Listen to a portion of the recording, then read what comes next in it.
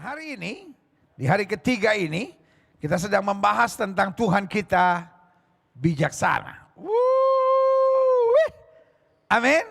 Ini kita mau belajar hari ini. Buka Alkitab kita sama-sama. Mazmur 147 ayat 1 sampai 5, karena ini tema utama kita. Haleluya. Sungguh, bermazmur bagi Allah kita itu baik. Bahkan indah dan layaklah memuji-muji itu. Semua sudah saya jelaskan di hari pertama. Tuhan membangun Yerusalem yang mengumpulkan orang-orang Israel yang tercerai-berai. Ayat yang ketiga.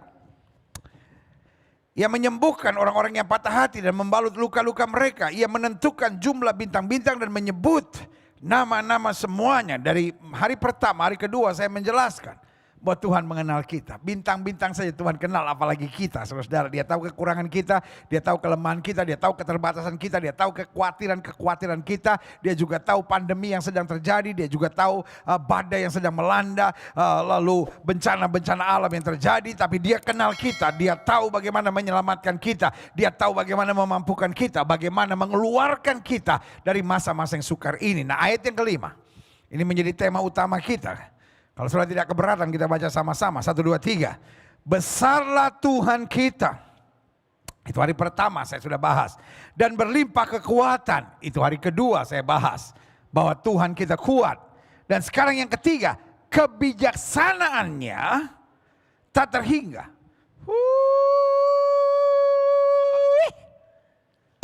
Kenapa dunia kacau? Karena dunia penuh dengan orang-orang pintar tapi kurang bijaksana.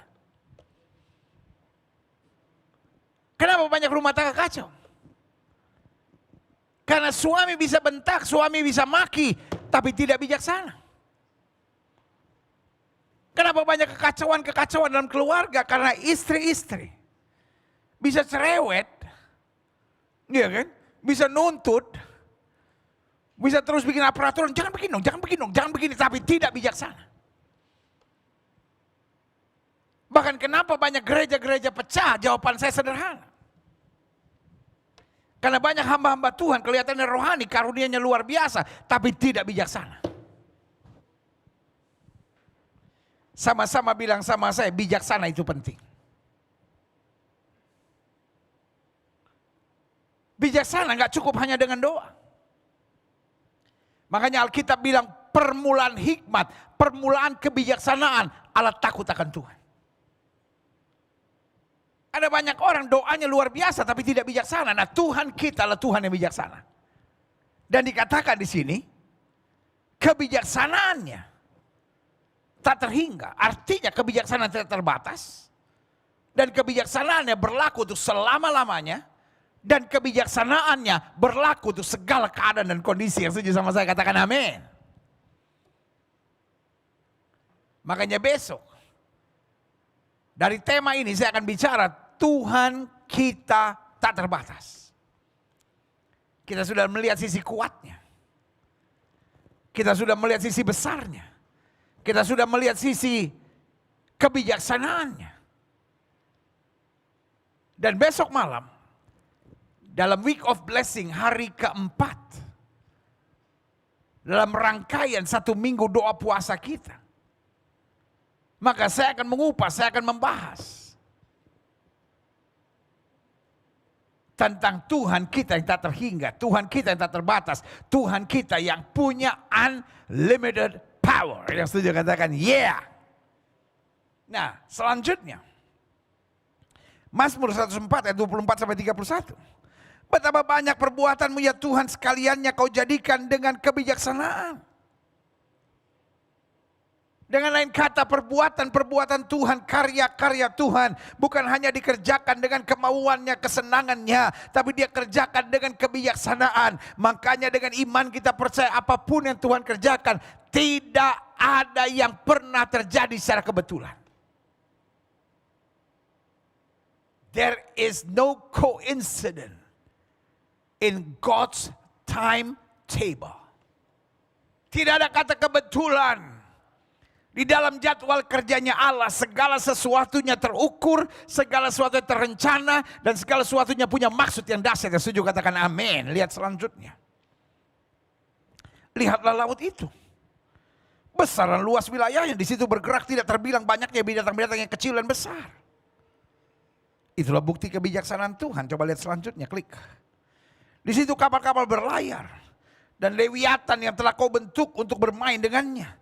Semuanya menantikan kau supaya diberikan makanan pada waktunya. Lihat, semua diatur oleh Tuhan.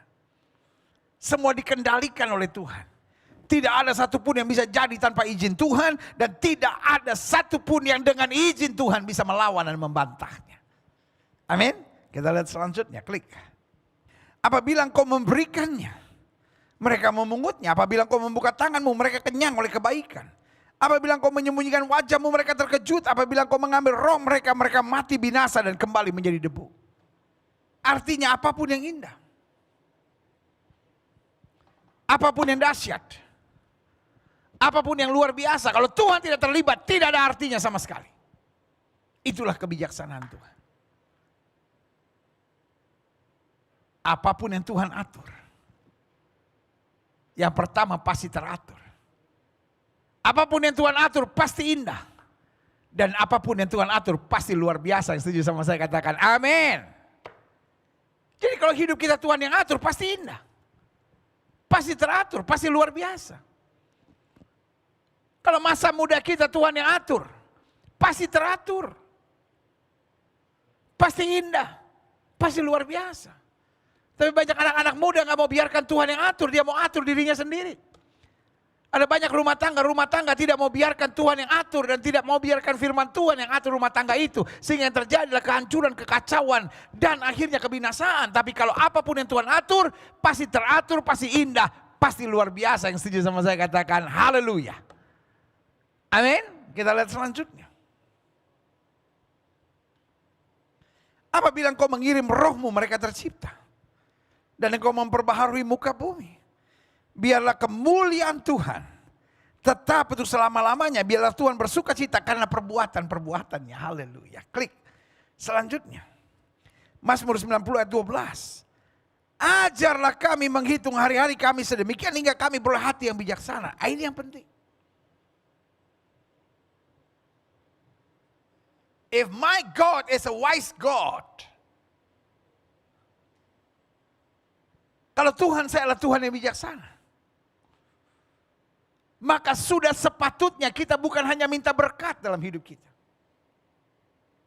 Sudah sepatutnya kita bukan hanya minta mujizat. Jangan salah mengerti saya. Jangan salah bilang, oh Gilbert tiba-tiba hari-hari ini sudah tidak percaya mujizat, sudah tidak percaya berkat. Saya sangat percaya berkat dan mujizat adalah hak mutlak kita sebagai anak Tuhan. Tapi yang saya mau ingatkan buat saudara, kita harus berjalan dengan kebijaksanaan. Iman tanpa kebijaksanaan hanya menjadikan kita sebagai orang-orang fanatik. Tapi kebijaksanaan tanpa iman akhirnya hanya menjadikan kita orang-orang sok pintar. Tetapi waktu kita beriman dan bijaksana, ini yang Tuhan cari. Karena pada dasarnya orang beriman bisa saja belum tentu bijaksana. Tapi orang bijaksana pasti datangnya karena beriman kepada Tuhan yang hidup. Yang setuju katakan amin. Jadi jelas ya, keduanya ini tidak bisa dipisahkan. Karena orang beriman harus berjuang terus untuk menjadi bijaksana. Dan orang bisa bijaksana kalau di dalam dirinya ada iman. Dan makin bertumbuh imannya, makin bijaksana langkah, tindakan, serta keputusan-keputusan yang dia buat dalam hidupnya. Saya pelajari selanjutnya. Doa Musa. Siapa Musa? Pemimpin besar bangsa Israel. Tapi doanya, ajarlah kami menghitung hari-hari kami sedemikian sehingga kami beroleh hati yang bijaksana. Dengan lain kata, seorang Musa saja bukan hanya mengharapkan berkat, kedahsyatan, kemuliaan Tuhan. Tapi yang dia harapkan adalah kebijaksanaan Tuhan untuk membimbing dan menuntun langkahnya. Pak, engkau bukan harus menjadi suami yang kaya, tapi engkau harus menjadi suami yang bijaksana. Ibu, engkau bukan harus menjadi istri yang sempurna. Saya mengerti kau banyak kekurangan, kau banyak kelemahan, kau memang terbatas. Tapi minimal kau jadi istri yang bijaksana. Para karyawan, para pemimpin, para hamba Tuhan. Hari-hari ini kita lihat omongan orang makin liar. Posting-posting di Facebook, posting-posting di media sosial makin liar. Dan betul kata Alkitab, di akhir zaman akan tampil pengejek-pengejek. Atau bahasa sekarangnya bila akan tampil haters-haters. Akan tampil pembuli-pembuli, dan itu terjadi hari-hari ini. Kita mau ngomong apa saja, pasti ada hatersnya. Tetapi orang bijaksana melangkah tetap dengan iman. Melangkah tetap dengan tersenyum. Melangkah tetap dengan kepastian. Melangkah tetap dengan pengharapan bahwa Tuhan yang memilihnya adalah Tuhan yang melakukan perkara dahsyat melalui hidupnya. Yang setuju katakan amin. Saudaraku, saya berdoa anak-anak Tuhan di akhir zaman ini makin bijaksana. Karena kalau hari-hari ini kita nggak bijaksana, kita emosi terus, kita sakit hati terus, kita kecewa terus, kita tertekan terus. Bayangkan, saya tidak tahan. Kenapa saya tidak tahan? Karena my spirit is stirred up. Roh saya bergejolak. Saya tidak terima sebagai anak negeri, sebagai anak bangsa. Setiap akhir tahun selalu ada konferensi pers dari paranormal untuk meramalkan Indonesia. Saudaraku yang kekasih dalam Tuhan, kenapa saya marah? Kenapa saya tidak bisa terima? Karena para peramal-peramal itu jelas kata Alkitab, bukan kata saya. Itu mendapat ramalan-ramalannya itu dari kuasa-kuasa kegelapan. Saya gak habis pikir ada pendeta-pendeta yang berkata Gilbert itu aneh. Tidak semua ramalan berasal dari setan. Ada juga hamba-hamba Tuhan yang meramal. Hello. Meramal dilakukan oleh peramal. Hamba Tuhan dia bukan meramal. Kalau dia dapat karunia dia bernubuat. Makanya dalam bahasa Inggris jelas. Prophecy and the prophet.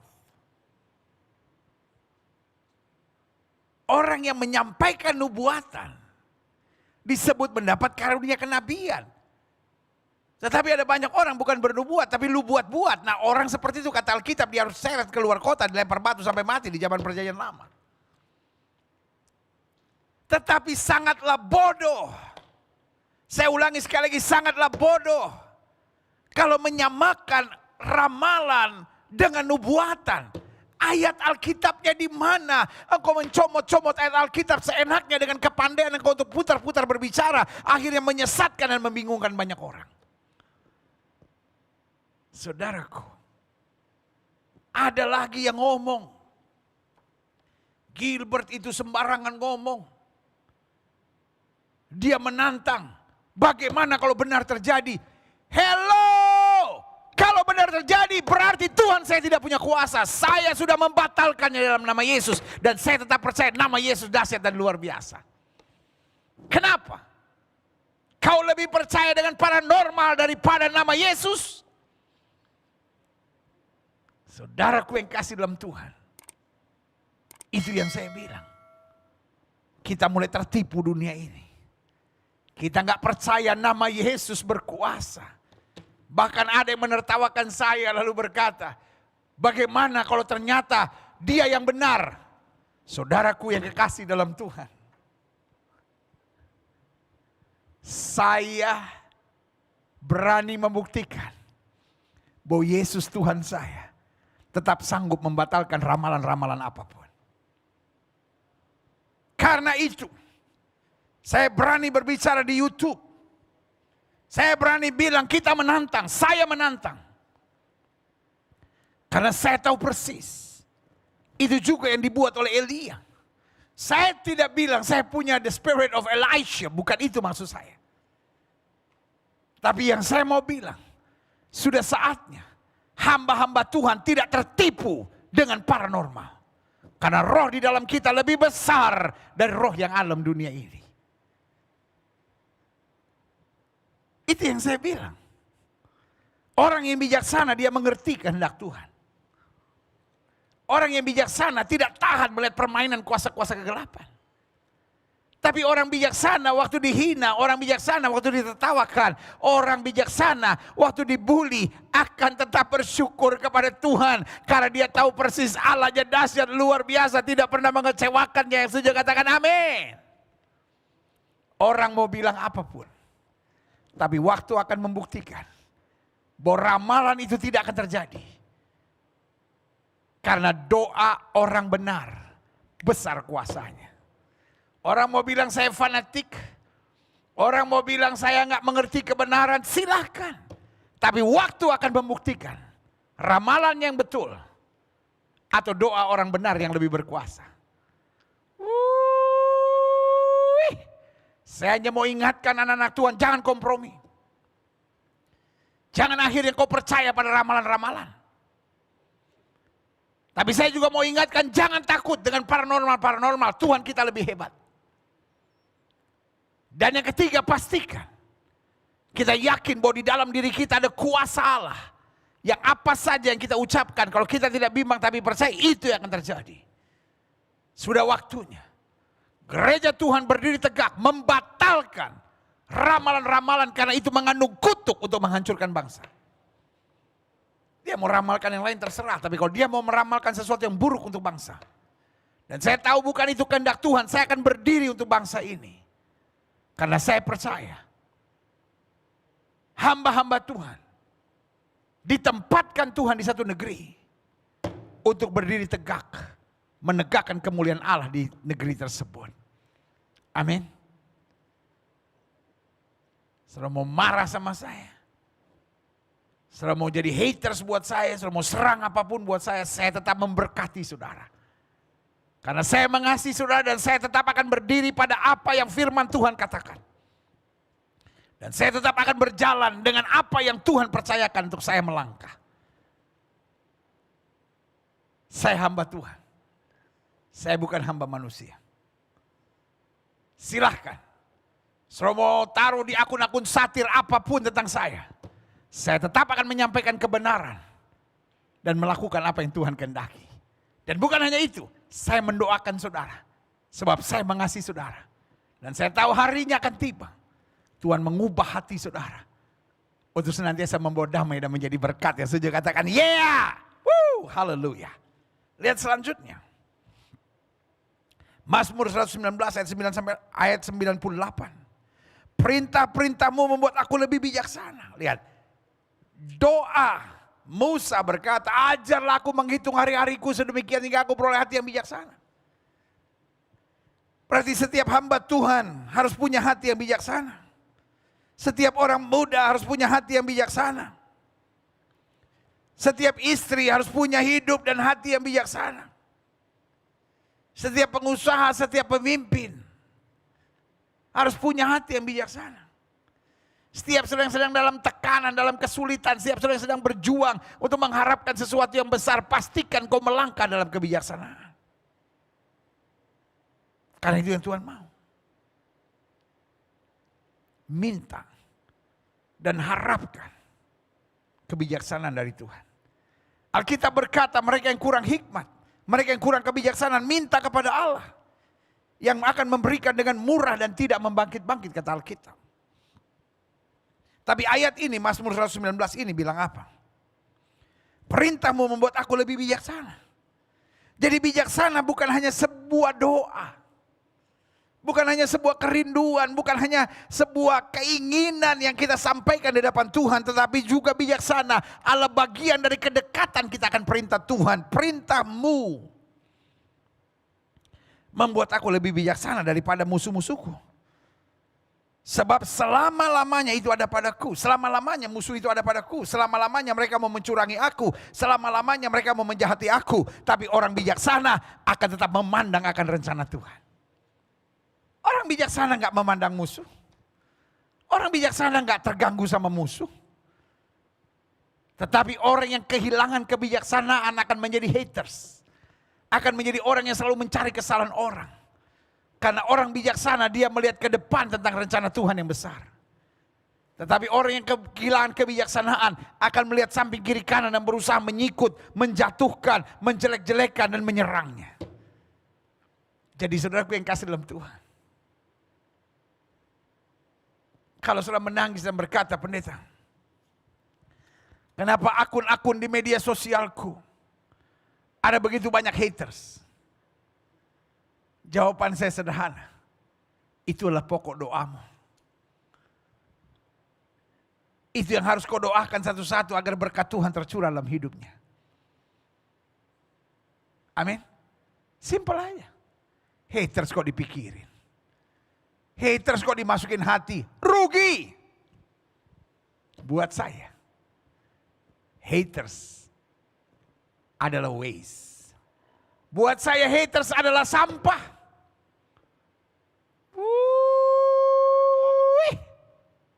Marah.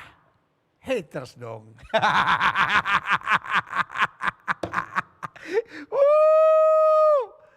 Sama-sama bilang sama saya, haters is waste. Ayolah sama-sama bilang sama saya. Oma bilang, aman ya mengerti. Oma sudah jo oma. Oma mengerti apa itu haters oma. Oma makan cucur jo oma. Ya kan? Haters is waste. Haters itu adalah sampah. Ngapain penuhi pikiranmu dengan sampah? Ngapain penuhi hatimu dengan sampah? Ngapain isi hari-harimu dengan sampah? Haters is waste. Orang-orang bijaksana dia tidak memandang haters. Orang-orang bijaksana dia memandang rencana Tuhan.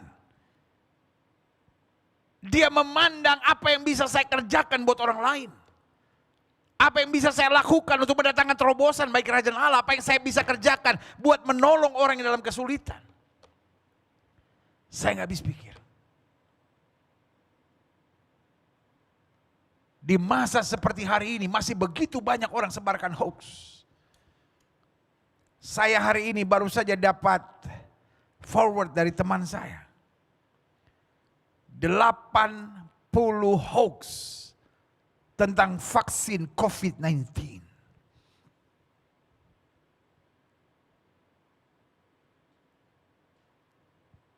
Pemerintah bekerja keras demi rakyatnya sampai vaksin digratiskan.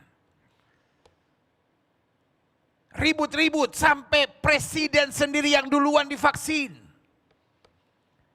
Artinya apa? Presiden yakin betul akan kebijaksanaan yang diambil. Bahwa ini tidak berbahaya. Asal betul-betul dijalankan dengan protokol yang benar. Pemeriksaan yang benar. Dan itu dibuktikan oleh beliau. Kita bangga punya presiden seperti beliau dan kita doakan beliau.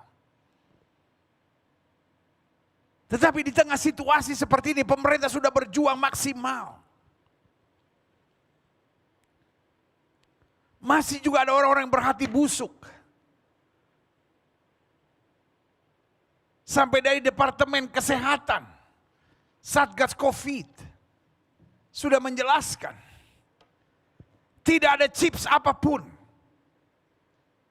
Tidak ada barcode apapun terhadap hidup kita. Barcode-nya hanya di sertifikatnya. Saya bingung kok barcode diributin. Saudara beli air minum dalam kemasan, ada barcode-nya. Saudara beli kuaci, ada barcode-nya, saudara-saudara. Saudara beli kacang kulit, ada barcode-nya, saudara-saudara. Saudara beli rambutan hari-hari. Saya satu kali lagi beli jahe, saudara-saudara. Lagi beli jahe sama istri saya. Tiba-tiba dia bilang, wah Pak ini belum ada barcode-nya Pak, timbang dulu supaya ada barcode-nya. Astaga. Jahe kote goraka, tahu goraka? Goraka zaman sekarang pakai barcode. Masa vaksin pakai barcode dibikin isu, oh ini bagian dari kuasa kegelapan, ini bagian dari antikris. Stop. Ini yang terjadi hari-hari ini. Orang-orang yang putus asa, orang-orang yang kecewa, orang-orang yang punya roh setan dalam hidupnya. Senang membuat kegaduhan, menyerang sana, menyerang sini. Mau mendatangkan kekacauan di sana atau di sini. Tapi orang bijaksana tetap melihat rencana Tuhan. Dan melakukan perkara yang dasar. Dan setuju, katakan amin. Makanya Mazmur 119 ini bilang apa tadi? Perintahmu. Orang yang mengenal firman Tuhan, orang yang mengenal perintah Tuhan. Hidupnya lebih bijaksana daripada musuh-musuhnya. Kenapa? Karena musuh-musuhnya hanya mikirin orang bagaimana menjatuhkan, bagaimana melukai, bagaimana menghancurkan, bagaimana untuk merusak hidupnya. Tapi saudaraku, orang-orang bijaksana, dia berpikir bagaimana jadi berkat, bagaimana memuliakan Kristus, bagaimana meluaskan kerajaan Allah, bagaimana memenangkan jiwa bagi kerajaan sorga. Haleluya. Klik. Selanjutnya saya catat di sini. Setiap orang percaya yang sudah mengalami kelahiran kembali, saya pakai tanda apostrof. Memiliki yang saya sebut DNA sorga.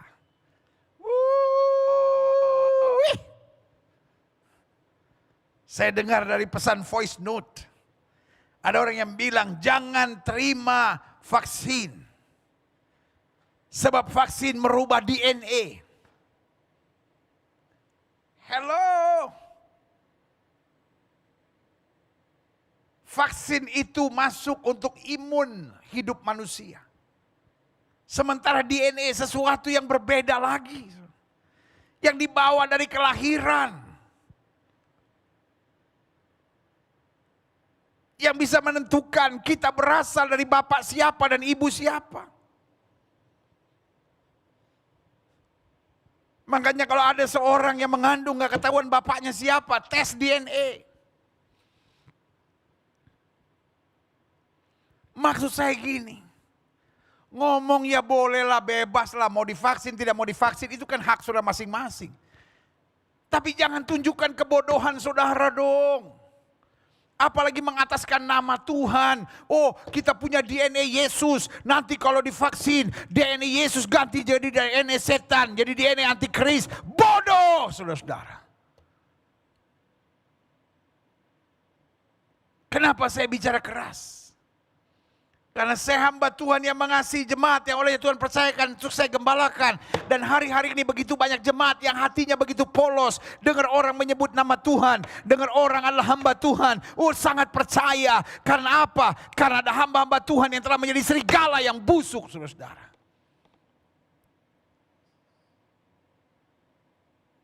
Sebagai hamba Allah saya hanya mau ingatkan. Ini waktunya. The church of God be serious. Ini waktunya gereja Tuhan serius dengan Tuhan. Karena di akhir zaman kita sudah tidak bisa bedakan mana yang benar, mana yang salah. Kita sudah tidak bisa bedakan mana yang berita sesungguhnya, mana yang hoax. Kita sudah tidak bisa bedakan mana yang mengatasnamakan Tuhan dengan benar. Dan mana yang hanya mengataskan nama Tuhan demi keuntungan perutnya masing-masing. Tetapi orang-orang bijaksana akan tetap memberita di negeri kata Alkitab. Makanya saya catat di sini. Setiap orang percaya yang sudah mengalami kelahiran kembali. Memiliki DNA sorga. Karena DNA kita bawa dari kelahiran. Saya sengaja pakai istilah DNA sorga. Karena DNA menunjukkan siapa bapak kita, siapa ibu kita. DNA menunjukkan karakter asli, siapa diri kita sebenarnya. Kromosom-kromosom yang terbangun dalam kehidupan kita. Dan Alkitab sudah bilang, Tuhan menenun aku dari kandungan ibuku selagi aku masih bakal anak. Tenunan-tenunan kromosom dalam hidup ini yang bernama DNA.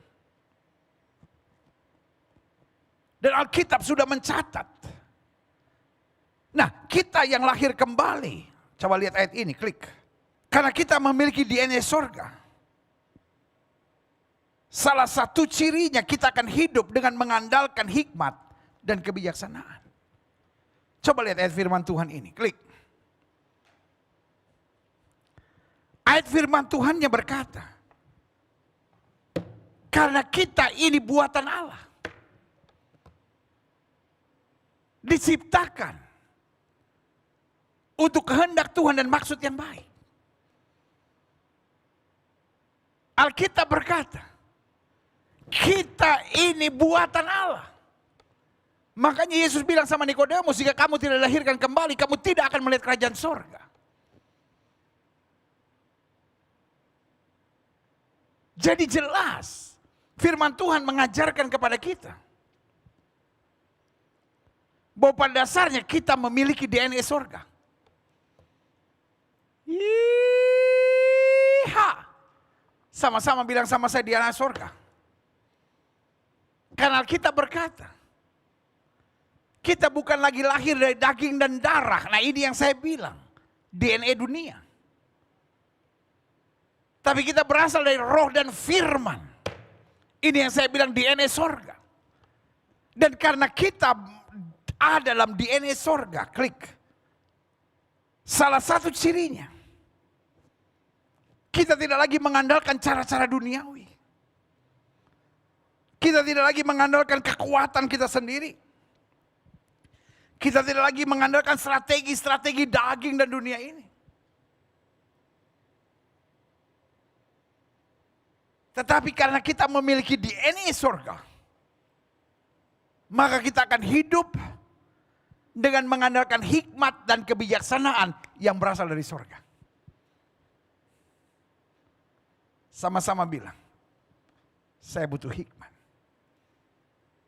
Sama-sama bilang, saya butuh kebijaksanaan.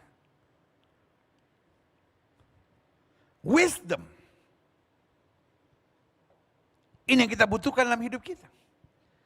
Orang-orang yang berhikmat akan mampu mengatasi segala perkara dengan tenang. Orang-orang yang bijaksana akan tetap jadi berkat apapun yang terjadi dan tetap kuat bertahan melewati segala kondisi dan keadaan. Amin. Sudah 3 malam. Setiap malam saya menyapa saudara, wow, sukacita tersendiri. Saya ingat waktu awal-awal pandemi, bagaimana melalui program Kamu Hebat, sehari 3 kali saya menyapa jemaat Tuhan. Tapi khusus hari ini, selama 1 minggu, dari hari Senin sampai Sabtu, setiap malam saya akan menyapa setiap saudara. Dalam ibadah Week of Blessing. Sekaligus saya mengajak setiap kita doa puasa untuk bangsa dan negara. Untuk kondisi pandemi. Untuk vaksinasi yang akan berjalan. Kita berdoa supaya tidak ada hal-hal yang fatal terjadi. Tidak ada hal-hal yang tidak Tuhan kehendaki yang boleh terjadi.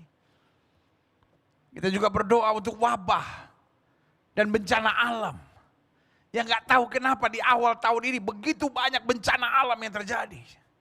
Gempa bumi lah, longsor lah, angin puting beliung lah, banjir lah. Tempat-tempat yang biasanya gak pernah ngalamin tiba-tiba menghadapinya. Kita hanya dapat berkata, Engkau berkuasa melakukan apa saja yang Kau inginkan ya Tuhan. Tetapi kita sebagai orang percaya juga berkuasa dong, bisa dong untuk berdoa. Memohon belas kasihan Tuhan, memohon campur tangan Tuhan, memohon pertolongan dari sorga. Amin. Karena itu kita butuh hikmat dan kebijaksanaan. Klik. Nah saya pelajari, adapun hikmat dan kebijaksanaan didapat dari mana? 1. Hidup yang dekat pada Tuhan serta takut pada Allah. Doa memohon hikmat itu penting. Tetapi doa tanpa disertai kehidupan yang dekat dengan Tuhan dan takut akan Tuhan tidak akan mendapatkan hikmat dan kebijaksanaan yang sejati dari sorga. Artinya saya perlu berdoa, saya perlu berharap, saya perlu menantikan hikmat dan kebijaksanaan dari sorga. Karena saya tahu saya sangat membutuhkannya. Dunia hari-hari ini yang penuh dengan hoax. Dunia yang hari-hari ini penuh goncangan. Dunia hari-hari ini yang penuh dengan ancaman. Dunia yang hari-hari ini penuh dengan rekayasa, fear engineering, ketakutan di mana-mana. Belum ada vaksin. Orang memainkan fear engineering. Dengan berita-berita yang membingungkan. Vaksin keluar. Tetap saja. Iblis mainkan kegerakan yang sama mungkin dengan orang yang berbeda. Tapi tujuannya sama, hanya menciptakan kecemasan, kegaduhan, ketakutan, dan kekacauan. Hikmat dan kebijaksanaan adalah jalan keluarnya.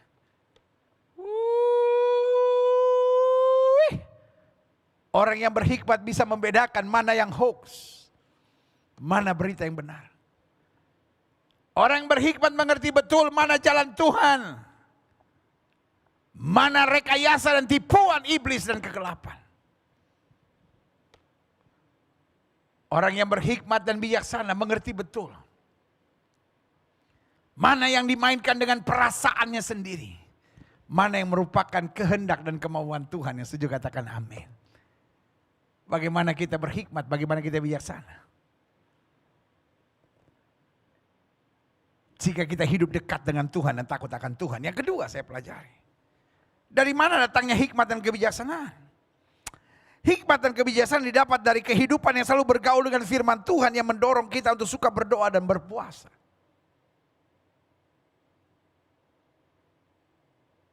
Alkitab bilang, orang yang merenungkan Taurat Tuhan siang dan malam, dia seperti pohon yang ditanam di tepi aliran sungai yang akan berbuah pada musimnya, yang tidak layu daunnya, apa saja yang dibuatnya Tuhan berhasil.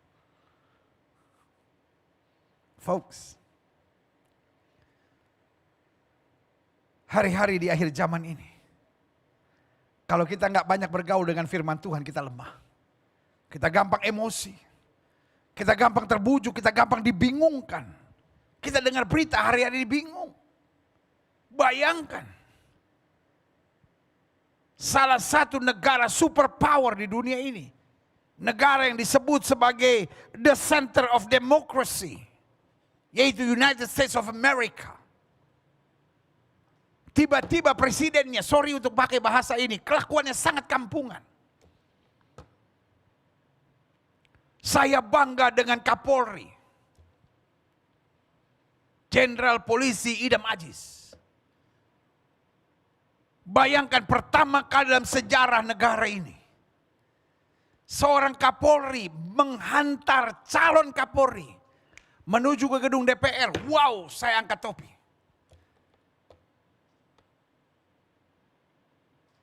Itu tongkat kepemimpinan estafet yang sangat smooth, sangat luar biasa. Dan menunjukkan demokrasi yang luar biasa. Amerika harus belajar dari Indonesia. Bayangkan Donald Trump ngomong, saya nggak tahu apa yang terjadi kemudian. Tapi Donald Trump ngomong, saya tidak akan datang dalam inaugurasi. Wow. Dia sudah coba majukan ke pengadilan tapi tidak dihitung. Tidak cukup bukti. Dia coba majukan kemana, semua kalah. Tetapi jiwanya, sorry untuk pakai bahasa ini, tetap kampungan, saudara. Di dunia seperti ini, kalau Amerika saja yang kata the center of democracy, sudah menjadi terbalik seperti itu. Benar kata pepatah Belanda yang bilang, the wereld staat op zijn kop. Yang artinya, sekali merdeka tetap merdeka. The world start op zijn kop, artinya dunia sudah berdiri di atas kepalanya. Orang Manado bilang saya tahu bale itu. Tabo bale itu. Sudah terbalik-terbalik itu. Artinya, kalau hari-hari ini kita hanya berdasarkan pengamatan. Kalau hari-hari ini kita hanya berdasarkan analisa.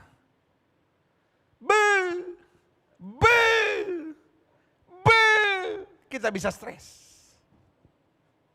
Tapi kalau kita mengandalkan hikmat dan kebijaksanaan, kita tetap kuat dan melihat kemuliaan Allah. Yang setuju katakan haleluya. Yang ketiga, adapun hikmat dan kebijaksanaan didapat dari apa? Dari hidup yang selalu menjaga hati. Untuk selalu penuh dengan syukur serta kerinduan menyenangkan hati Tuhan. Ini yang paling penting.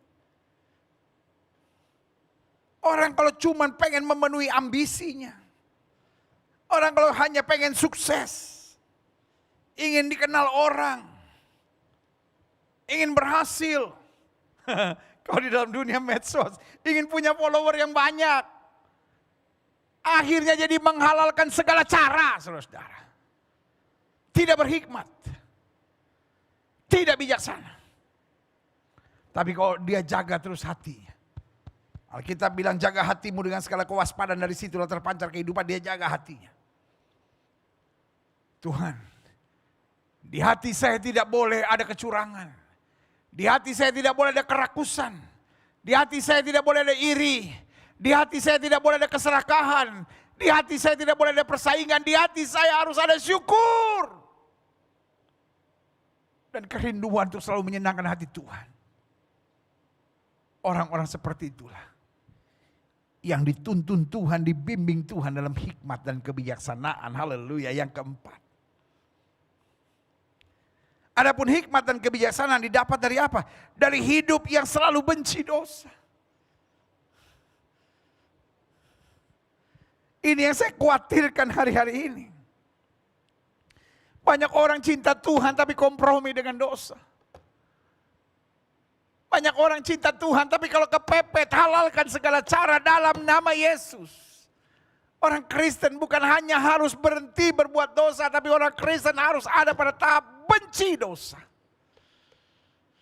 Karena kita tahu dosa menghancurkan hari depan kita. Dosa memisahkan kita dari kasih Allah. Dosa membuat hidup kita jadi batu sandungan. Dan akhirnya dosa menyeret kita ke neraka, suka atau tidak suka.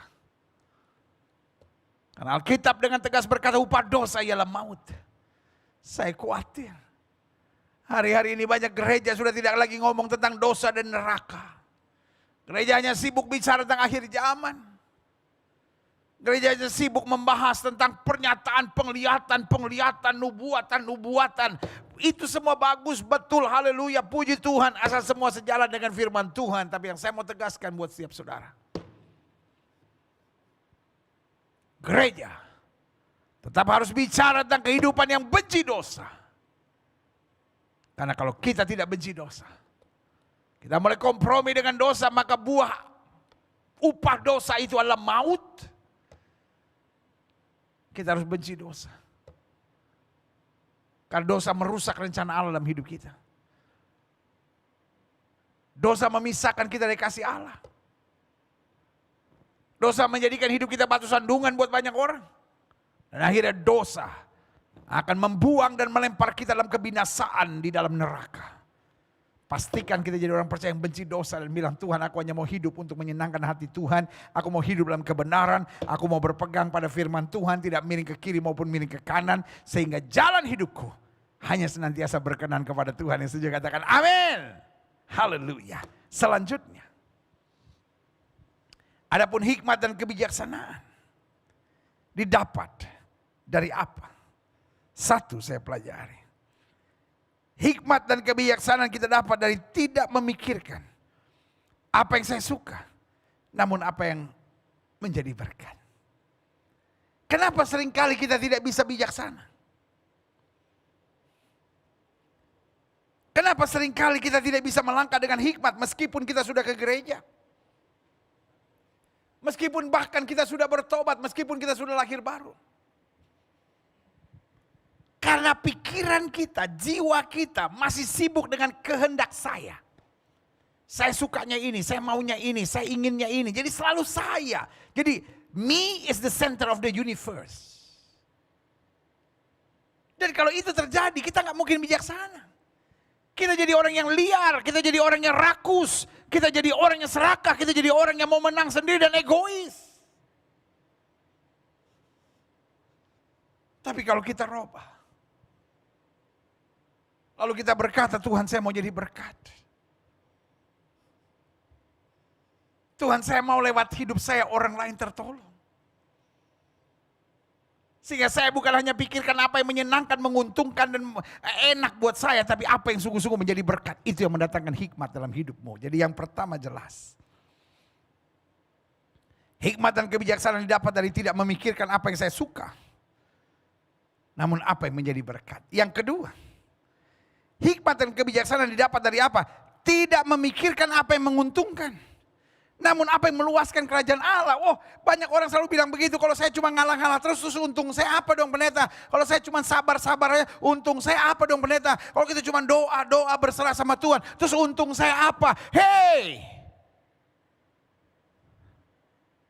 Kau pikir kau dagang onde-onde di depan sekolah SD kah? Orang yang jual onde-onde di depan sekolah SD, betul yang dia pikirkan apa yang menguntungkan.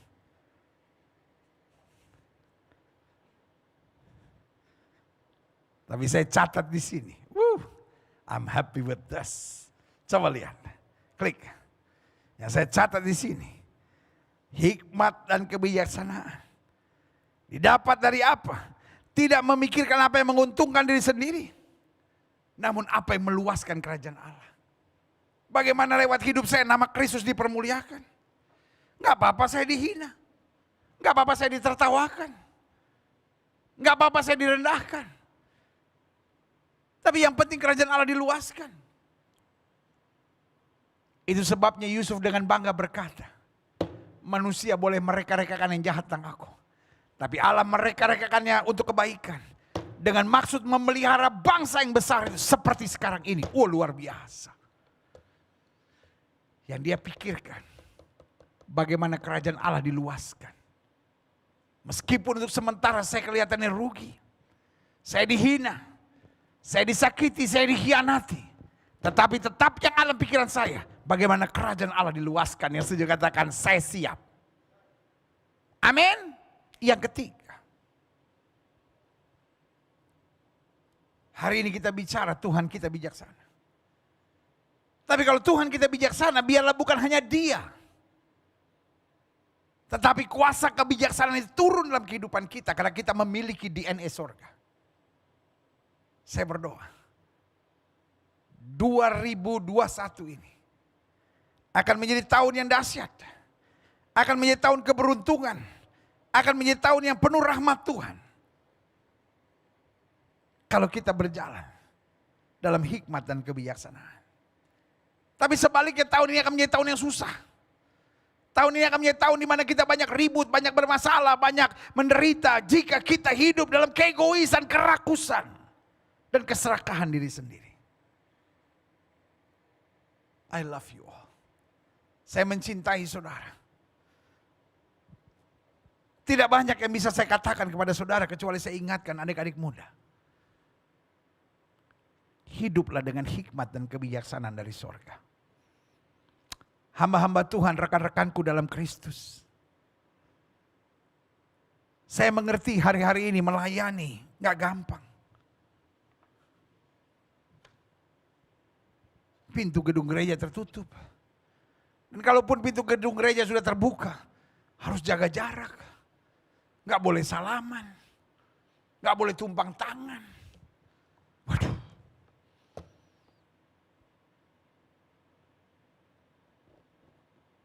Suami istri hari-hari ini bergumul.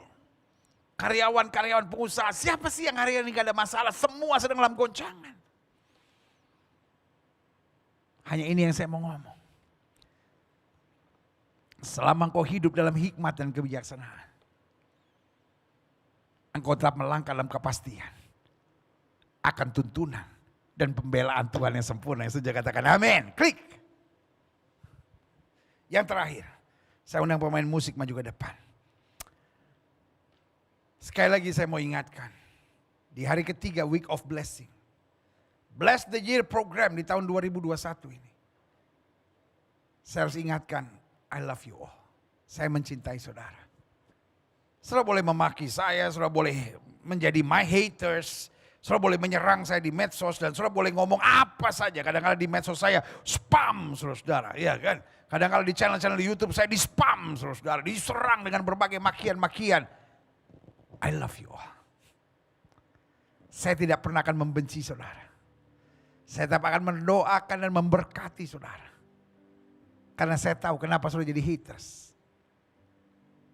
Karena you are bruises. Karena engkau terluka. Karena hanya orang terluka yang suka melukai. Hanya orang yang hidupnya tidak beres yang ingin membuat orang lain hidupnya tidak beres. Tapi orang yang sudah beres dengan dirinya, hidup dengan hikmat dan kebijaksanaan, akan berjalan terus. Dan melihat target rencana Allah yang luar biasa dalam hidupnya. Karena itu saya simpulkan dengan 4 hal sederhana. Bagaimana kita mendapat hikmat dan kebijaksanaan. Saya berdoa saudara-saudara yang terluka, saudara-saudara yang hidupnya gak karu-karuan, saudara-saudara yang hidupnya jadi pembenci, jadi haters dimanapun.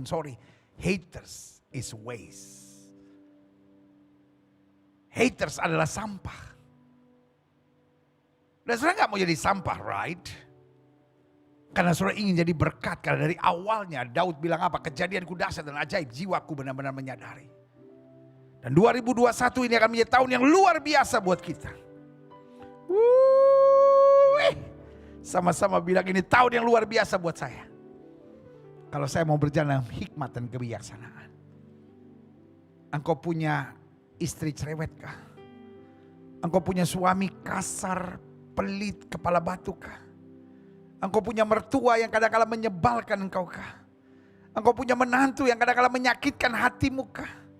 Engkau orang muda yang sedang bingung dengan pasangan teman hidupmu kah? Ini yang saya mau bilang, berjalan dengan hikmat dan kebijaksanaan, maka engkau mampu mengatasinya dengan jalan yang Tuhan kehendaki dalam hidupmu. You carry DNA of heaven. Engkau membawa DNA surgawi. Biarlah engkau hidup dalam hikmat kebijaksanaan. Dan ada 4 hal sederhana ini. Bagaimana kita mendapat hikmat? Klik. 1. Jangan pikirkan apa yang hanya saya suka. Tapi pikirkan apa yang menjadi berkat. Yang kedua, jangan memikirkan apa yang hanya menguntungkan buat saya. Tapi apa yang membuat saya mampu dipakai Tuhan untuk meluaskan kerajaan Allah. Dan yang ketiga, jangan lagi memikirkan bagaimana persoalan saya bisa selesai dengan segera. Tapi bagaimana rancangan-rancangan Allah digenapi melalui saya. Kadang-kadang kita cuma pikir, aduh bagaimana masalah saya bisa selesai. Aduh bagaimana persoalan saya bisa selesai. Lalu kemudian kita menghalalkan segala cara. Tapi hari ini saya hanya mau ingatkan, bukan hanya sekedar bagaimana persoalan saya bisa selesai. Tapi bagaimana rancangan Allah tergenapi dalam hidup saya. Karena Alkitab bilang, aku tahu rancangan apa yang ada padaku mengenai kamu. Bukan rancangan kecelakaan, tapi hari depan yang penuh harapan. Artinya today and now. Now and today kita bisa saja menghadapi badai. Jangan pernah berdoa, Tuhan selesaikan masalah saya secepat-cepatnya. Tapi naikkan doa, Tuhan, mampukan saya keluar dari masalah saya sebagai pemenang dalam kemuliaan-Mu. Yang setuju katakan amin. Dan yang keempat, yang terakhir, hikmat dan kebijaksanaan didapat dari tidak memikirkan bagaimana saya puas. Dia ngomongin saya pendeta. Kalau perlu saya kutuki dia sampai hidupnya hancur baru saya puas. Wah, dia fitnah saya pendeta. Wah, saya pokoknya mau bawa ke penjara, biar di penjara biar saya puas. Itulah dunia.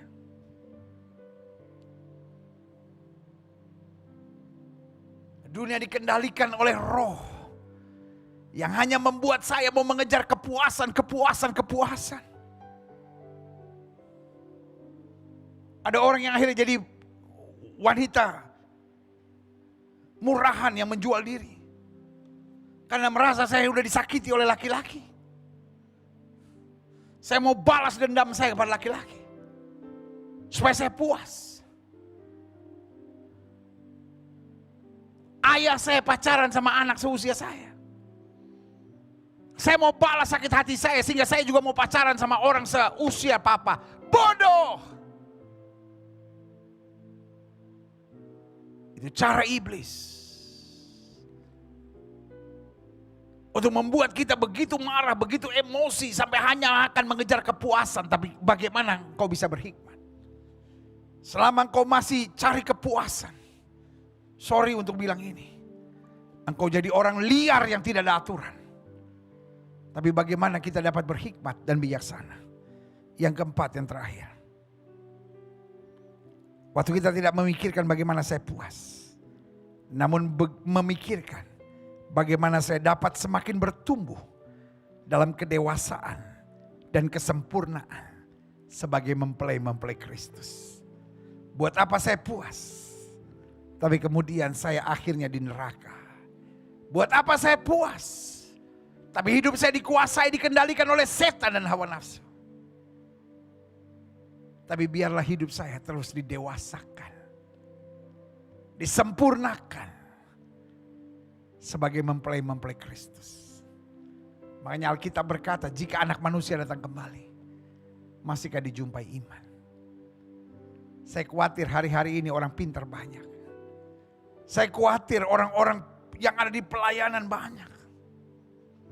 Tapi yang betul-betul mau hidup dalam iman, dituntun dengan hikmat dan kebijaksanaan, semakin sedikit. Itu sebabnya saya mengajak setiap saudara. Dari hari Senin kemarin sampai hari Sabtu, mari berdoa puasa. Kalau saudara bilang saya sudah terlambat pendeta, saya baru mau mulai hari ini. Why not? Saudara bisa mulai dari besok, kita bisa doa 20 jam. Doa puasa 20 jam mulai dari jam 10 malam. Malam ini. Sampai besok sore jam 6 sore. Makan bersama keluarga. Sampai setengah 7 kita ikut ibadah bersama-sama. Atau sudah bisa juga 12 jam. Dan khusus yang doa puasa 20 jam saya tidak sarankan untuk saudara tidak minum. Karena kondisi hari-hari ini. Saya mendorong saudara untuk tetap minum air putih. Bukan jus, tapi air putih. Nah khusus buat setiap saudara yang 12 jam. 12 jam itu artinya dari jam 6 pagi. Jadi makan terakhir jam 6 pagi. Sampai jam 6 sore. Buat setiap saudara yang berpuasa 12 jam terserah saudara. Ada yang mau 12 jam dan tetap minum air putih silahkan. Karena memang situasi pandemi hari-hari ini. Tapi ada saudara yang berkata saya 12 jam dan tidak minum air. Silahkan, saudara yang lebih tahu kondisi saudara. Karena inti berpuasa yang penting kita bukan fokus pada makanan minuman. Kita fokus pada Tuhan dan karyanya. Jadi jangan saudara berpuasa lalu main game terus-terusan, ya juga salah saudara. Tapi kita banyak merenungkan kebaikan Tuhan. Kita banyak doa, kita banyak bergumul. Baik itu bangsa dan negara, baik tentang pandemi, baik tentang apa yang terjadi hari-hari ini dengan bencana alam di sekitar kita. Lalu bagaimana persiapan Indonesia hari-hari ini akan menghadapi pemilu 2024. Betul masih ada beberapa tahun. Tapi dari sekarang kita sudah doakan. Karena bangsa ini terlalu banyak berhutang dengan paranormal. Itu sebabnya kita patahkan kuasa paranormal di bangsa ini. Kita berdoa bersama. Supaya ramalan-ramalan paranormal hari-hari ini semakin kabur, semakin gak jelas, semakin kacau.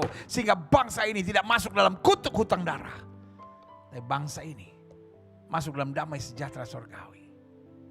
Karena Alkitab saya bilang, bangsa yang meminta pertolongan pada kuasa-kuasa kegelapan akan menjadi bangsa yang terkutuk. Tapi sebaliknya, bangsa yang Allahnya adalah Tuhan mengalami kemenangan kemuliaan. Saudaraku, jangan cepat panik. Jangan cepat bingung. Jangan cepat tertekan dengan apa yang terjadi. Tetapi mulailah minta sama Tuhan. Mulailah berjuang agar kau hidup dalam hikmat dan kebijaksanaan. Maka rahmat akan sempurna bagimu. Haleluya.